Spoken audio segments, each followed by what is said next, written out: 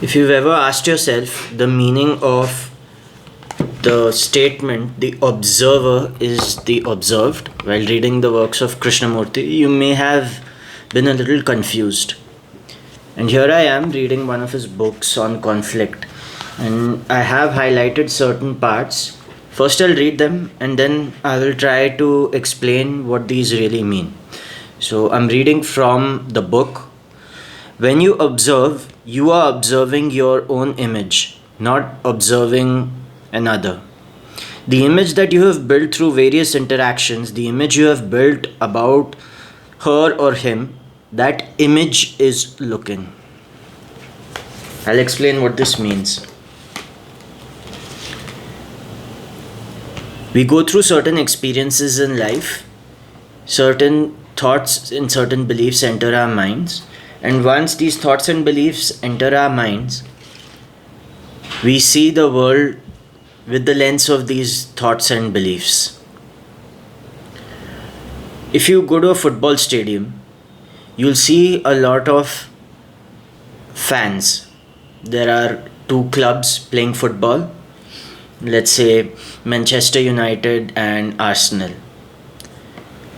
If you were a Manchester United fan and you saw another person wearing the jersey of Manchester United, suddenly someone who was a complete stranger is no longer a complete stranger. You feel connected in some way or the other, and both of you bond or maybe be excited that Manchester United is having a match. And at the same time, the person on the other team, let's say Arsenal, they are the rivals. So you don't bond with them just as well. Now, what Krishnamurti means by saying that the observer is the observed is that because you have your ideas of Manchester United and football, etc., etc., when you see someone in the stadium wearing that jersey, what you see is someone who is a football fan. And because you're a football fan, that's how you see that person.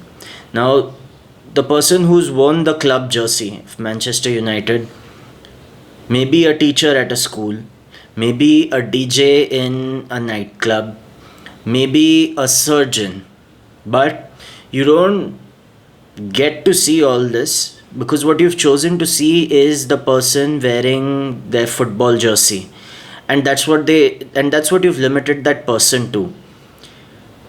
In the same manner, whenever you interact with people, you don't see them as they are, you see them as you are, and you put them in a certain box or in a category. Even people that you are very familiar with, you keep doing this to them on the basis of your previous experiences, so you don't see anyone with fresh eyes. And what Krishnamurti is trying to tell us is that whenever we don't see events, people, and places with fresh eyes, we don't learn anything. It's the same past that repeats itself, and that continues to keep us stuck in the patterns that we are in. Which is why it's so important to take a break from what you're doing and sometimes step behind so that you can see the larger picture. If you believe that this is an invitation to explore some other method to be able to see differently, then you're again stuck in the same pattern. What Krishnamurti is trying to indicate towards is the ability to see people, places, and events without the commentary of our past experiences. And this is not an easy task because the commentary of our past experiences has created a framework or a narrative for how we see the world, which gives us a certain level of security and certainty.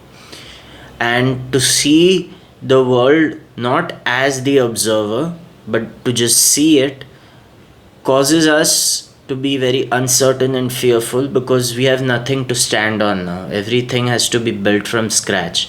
And that is the challenge Krishnamurti invites us to.